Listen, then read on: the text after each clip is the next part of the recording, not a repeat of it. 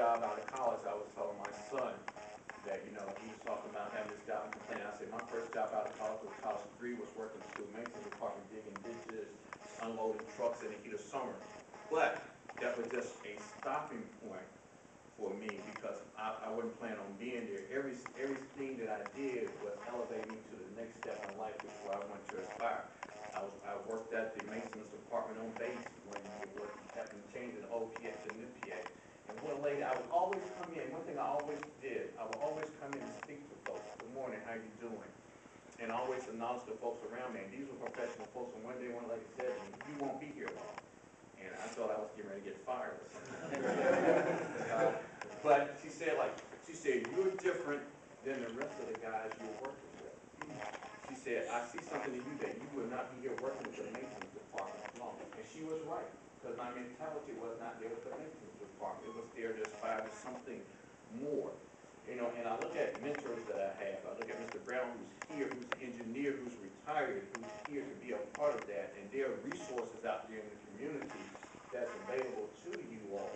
I have, when Wally talked about mentors and stuff, I have a gentleman that I mentor now who are doing significant things, and I have, they call me, if you want to come to Atlanta, your flight is paid for, you can stay with me, I get your car to rent. And I have those guys who call back here year after year after year, saying, hello, Mr. Best and stuff, how you doing, you know, just keeping in touch. Now, I see Dino over here. Dino knows I go in his barber shop, and I still talk to them, and there's things I want them to aspire to, because he has a person with an entrepreneur type spirit in mind. And he know I was going in, I sit and talk to him and Aaron, and I go in. I've been doing that for years because you got to go out in the community. And I've been in Greater Supreme Court. I've been in the midst of situations going on that fights were during the start, and everybody's betting drugs and all of that. School's going to win, and stepping in and being the only person trying to circumvent that from happening.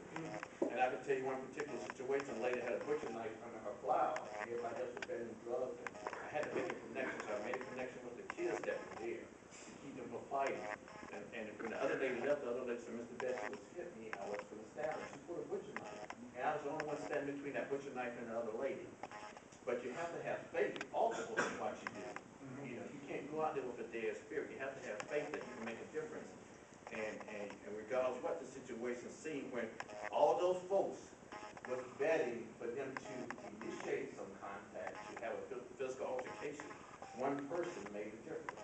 So I want you to understand that whatever you do in life, even if you one person standing against the floor of the all, that one person can make the difference in someone's life. The lady who had a butcher knife is now a school teacher up in upstate New York.